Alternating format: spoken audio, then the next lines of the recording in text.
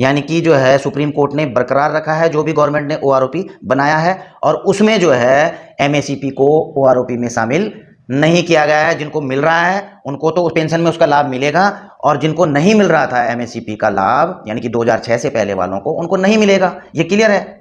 जय हिंद साथियों, defence pensioner के लिए आजकल ओआरओपी की खबरें जोरों पर हैं, और जो लेटेस्ट जो अभी चल रहा है ओआरओपी का एरियर सोशल मीडिया पर, तो कुछ सोशल मीडिया पर यह चल रहा है कि एक सिपाही का एरियर 1 से 1,500 रुपये पर मंथ के हिसाब से 3 साल में तकरीबन 50, 60, 70 हज़ार के करीबन जो है उसको एरियर मिलना चाहिए। जबकि जो है मेजर जनरल सतबीर साहब ने अभी 1 जुलाई को ट्वीट करके, 3 लगातार ट्वीट करते मैं आपको दिखाऊंगा उनको, उसमें कहा है कि एक सिपाही को 3 साल का एरियर यानी कि 1 जुलाई 2019 से लेकर 30 जून 2022 तक का एरियर तकरीबन जो है 1,51,000 के करीबन प्लस एप्लीकेबल डीए, इतना उसको मिलना चाहिए। वैसे मैं साथियों आपको यह बता दूं कि पीसीडीए या मिनिस्ट्री ऑफ डिफेंस की तरफ से कोई भी ओआरओपी का टेबल या चार्ट एरियर का पब्लिश नहीं हुआ है। फिर भी जो सोशल मीडिया पर चल रहा है तो कुछ ना कुछ वे कैलकुलेशन करके ही आपको दिखा रहे होंगे।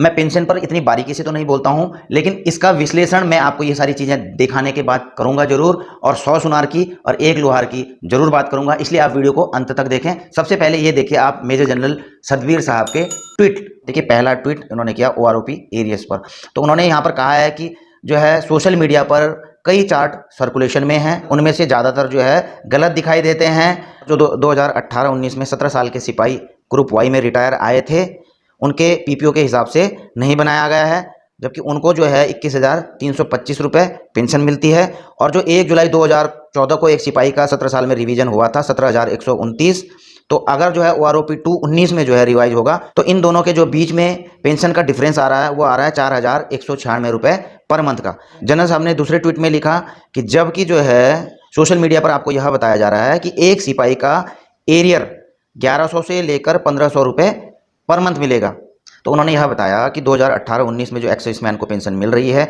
उसके हिसाब से यह गलत है। तीसरा ट्वीट मेजर जनरल साहब ने किया कि गवर्नमेंट से रिक्वेस्ट है कि जो नीचे जो इन्होंने पीपीओ अटैच किए हैं उसके हिसाब से वर्कआउट करें एक्चुअल एरियर के ऊपर। उन्होंने नीचे 2 लेटर में क्या डाला मैं आपको बता दूं। एक तो है यह एक्साइजमैन मूवमेंट का लेटर, और दूसरा है एक सिपाही का पीपीओ जिसके रेफरेंस में जनरल साहब ने यह ट्वीट किया है। अब आप देख रहे होंगे ये इंडियन एक्साइजमैन मूवमेंट का लेटर है, arrear of OROP from July 2019 to June 2022। तो यह भेजा गया है सेक्रेटरी ईएसडब्ल्यू को, और इसकी कॉपियां भेजी गई हैं श्री राजनाथ सिंह, ऑनरेबल रक्षा मंत्री को और तीनों चीफ को। इसमें मैं ज़्यादा कुछ नहीं पढ़ूंगा, सीधा आपको पैरा नंबर 4 पर ले चलता हूं। यहाँ पर एक कंपैरिजन सा दिखाया गया है कि देखिए अब दिखाया गया रैंक सिपाही, date of enrolment 9 January 2002, date of retirement 21 January 2019, net qualifying service 17 साल 23 दिन, और एज पर पीपीओ अटैच्ड, ये जो पीपीओ दिया उसका बता रहे हैं अभी कि ये कब भर्ती हुए थे, कब रिटायर हुए, कितना सर्विस किया। तो इनको कितना पेंशन मिल रहा है 21,325, जबकि 2019 में रिटायर हुए थे। अब इसके बाद जो दूसरा आगे पढ़ रहे हैं तो एज पर ओआरओपी 3 फरवरी 2016 यानी मल्टीप्लाइंग 2.57 अटैच, तो ये भी अटैच किया होगा। तो जो ओआरओपी में रिवीजन हुआ था ये 2014 का 2016 में ही हुआ था, तो उसमें जो है एक सिपाही जो 17 साल करके आया था तो उसमें जो 2.57 का मल्टीप्लाइंग फैक्टर भी रखा गया था। उसके बाद जो है उसकी पेंशन बनती है 17,129, जबकि जो 19 में आया है उसकी बनती है 21,325। तो इनका उन्होंने डिफरेंस निकाला है 4,196 रुपये, यानी कि दोनों में 4,196 का अंतर है। तो इनका कहना है कि अब ओआरओपी 2 में जो है यह बराबर हो जाना चाहिए।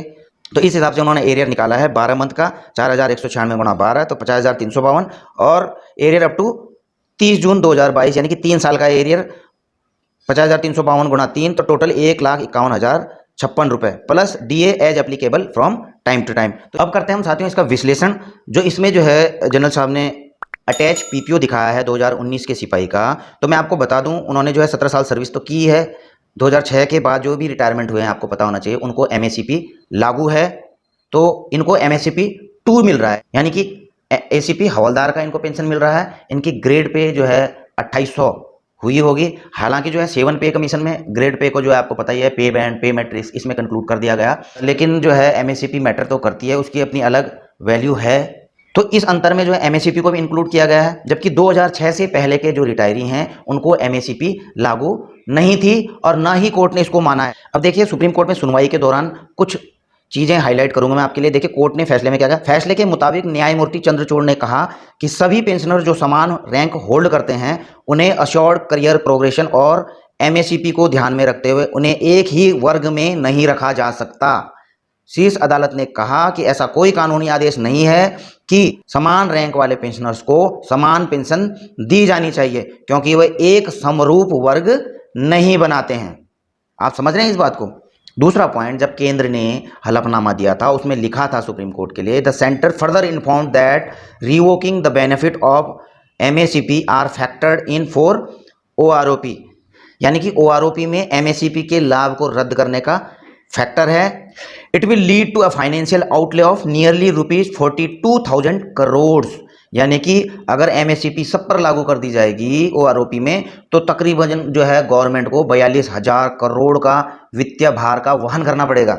अब और आगे देखिए जो सुप्रीम कोर्ट का फाइनल डिसीजन आया था उसके एक न्यूज बताता हूं मैं आपको। सुप्रीम कोर्ट ने वन रैंक वन पेंशन पर सरकार के फैसले को बरकरार रखा और कहा कि उसे ओआरओपी सिद्धांत और 7 नवंबर 2015 की अधिसूचना पर कोई संवैधानिक दोष नहीं लगता है। यानी कि जो है सुप्रीम कोर्ट ने बरकरार रखा है जो भी गवर्नमेंट ने ओआरओपी बनाया है और उसमें जो है एमएससीपी को ओआरओपी में शामिल नहीं किया गया है। जिनको मिल रहा है उनको तो पेंशन में उसका लाभ मिलेगा और जिनको नहीं मिल रहा था एमएससीपी का लाभ यानी कि 2006 से पहले वालों को उनको नहीं मिलेगा। ये क्लियर है। अब देखिए और मैं कहीं कैलकुलेशन नहीं करता हूं, केवल ग्रेड पे, क्योंकि इसमें शामिल किया गया ग्रेड पे को, तो ग्रेड पे हम हटा के देखते हैं कि कितना, अगर ग्रेड पे को जो है इन दोनों के बीच से हटा दिया जाए तो कितने का गैप पड़ रहा है। तो आप ये देखिए, ये एमएससीपी 2 मिल रहा है इनको, यानी कि ग्रेड पे 2800 रुपये, ठीक है। उसको 7 सीपीसी में जब पे बैंड में लाया गया था तो 2.57 के तकरीबन जो उसमें जो है क्या हुआ था, उसकी सैलरी में बढ़त हुई थी। तो 2800 गुणा अगर 2.57 करेंगे तो 7,196 रुपये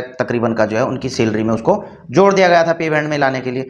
अब देखिए 7,196 आया तो पेंशन तो आधी बनती है इसकी, तो भागा 2 कर दो आप, तो 3,598 रुपये ये हो गए, ठीक। इनको तो एमएससीपी की वजह से 3,598 रुपये मिल रहे हैं और जो 2006 से पहले उनको तो एमएससीपी की वजह से कोई मिल ही नहीं रहा, कुछ नहीं, एमएससीपी उनको है ही नहीं। तो नियम के हिसाब से तो एप्लीकेबल 3600 रुपये इनको ज़्यादा मिलनी ही चाहिए, ठीक है। अभी इसमें अंतर कितना दिखाया गया है 4196 का, 4196 देखो इसमें घटा दो तो ये कितना बच रहा है 598 रुपये का फर्क पड़ रहा है, कि यानी कि 600 के लमसम। तो ये केवल तो मैं ये ग्रेड बे के हिसाब से मैंने निकाला, हालांकि मैंने पूरी, अभी मैं आपको बताऊं मैंने इस पे ज़्यादा कैलकुलेशन कुछ नहीं की है, हो सकता है ये भी गलत हो, आपको लगता है तो आप करेक्ट कर सकते हैं मुझे कोई दिक्कत नहीं है। मैं ऐसा नहीं बोलूँगा कि 100% बिल्कुल ऐसा ही हो रहा है, ठीक है ना। और ऐसा भी नहीं बोल रहा कि 600 रुपये पड़ेंगे इस चीज़ का मतलब ये भी मत समझना। देखिए और भी फैक्टर हैं वो सारे जुड़ेंगे, ठीक है ना, उसके बाद आएगा। लेकिन जो इतना जो बड़ा अंतर दिख रहा है 4000 वो दिखाई दे नहीं रहा मेरे को, क्योंकि आप खुद ही देख रहे हैं मैंने ग्रेड पे हटाया तो कितना कम हो गया वो।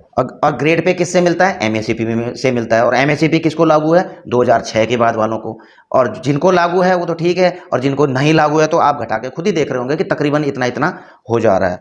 तो उस हिसाब से जिस हिसाब से सोशल मीडिया पे कुछ बता रहे हैं कि पेंशन 1100 से 1500 तक बढ़ेगी, तो वो कहीं ना कहीं थोड़ा जेन्युइन लगता भी है। मैं ऐसा नहीं बोलूँगा कि वो बिल्कुल सही है या फिर जो जनरल साहब यहाँ पर ट्वीट में कर रहे हैं ये गलत है। तो मुझे ये लगता है कि जो जनरल साहब ने यहाँ पर डाला है वो जिस असली ओआरओपी की बात करते हैं जनरल साहब, उसके हिसाब से उन्होंने यह एरियर कैलकुलेट किया है। जबकि सुप्रीम कोर्ट ने 16 मार्च के अपने फैसले में केंद्र सरकार के ही फैसले को बरकरार रखा था और उसके मुताबिक एमएससीपी 2006 से पहले वालों को मिलेगी नहीं। मैं खुद चाहता हूं, सभी चाहते हैं कि जो है एमएससीपी का फ़ायदा 2006 से पहले वालों को भी मिले, और एक्साइजमैन मूवमेंट की तरफ से भी यह मांग रखी गई है सरकार के सामने, और इन्हीं मुद्दों पर जो है वो लड़ाई लड़ भी रहे हैं। तो अंत में साथियों मैं केवल इतना कहना चाहता हूँ कि देखो सोशल मीडिया पर ये चलते रहेंगे, कोई 1000 भी बताएगा पर मंथ का, कोई 4000 भी बताएंगे पर मंथ के। अब उनकी सबकी अपनी अपनी कैलकुलेशन है, मैं किसी को ऐसा नहीं बोलता हूँ कि ये गलत है या वो सही है, तो कहीं ना कहीं पे वो अपने हिसाब से कैलकुलेशन कर रहे हैं। आपको समझना है कि सही क्या चीज़ है, क्या होना चाहिए। और दूसरी बात, जब तक पीसीडी या गवर्नमेंट ऑफ इंडिया या मिनिस्ट्री ऑफ डिफेंस की तरफ से कोई भी सर्कुलर या टेबल चार्ट आ नहीं जाता है, पब्लिश नहीं हो जाता है, तब तक किसी भी टेबल को पूरी तरह से हम सही नहीं बता सकते। केवल एक अंदाजा बोल सकते हैं, उसे एक एक्सपेक्ट बोल सकते हैं, जो मैंने भी आपको बताया है। मेरा मकसद था आप लोगों का ध्यान एमएससीपी फैक्टर की ओर ले जाना कि उससे भी जो है फर्क पड़ने वाला है। 2006 से पहले और बाद वालों के OROP का जब रिवीजन होना है और काफ़ी फ़र्क पड़ना है उससे। तो साथियों अभी तो हमें इंतज़ार करना है चार्ट टेबल का, PCDA के, एरियर का, तभी जाके क्लियर हो पाएगा सही तरीके से। बाकी आपको अगर मेरा वीडियो आज का अच्छा लगा हो तो इसे लाइक शेयर भी कर सकते हैं। आपको वीडियो में कुछ कमियां या मेरी तरफ से बोलने में कुछ ऐसा लग रहा हो, आप उसको लिख सकते हैं, करेक्ट कर सकते हैं। मैं ऐसा नहीं बोल रहा हूं, क्योंकि मैंने आपको पहले ही बता दिया है कि ये जो मेरी बताया हुआ है वो बिल्कुल अभी सही नहीं है, सारे फैक्टरों को लेकर नहीं है। तो आज का वीडियो मैं यहीं पर समाप्त करता हूँ और जल्दी मिलेंगे नई जानकारी के साथ में। जय हिंद, वंदे मातरम।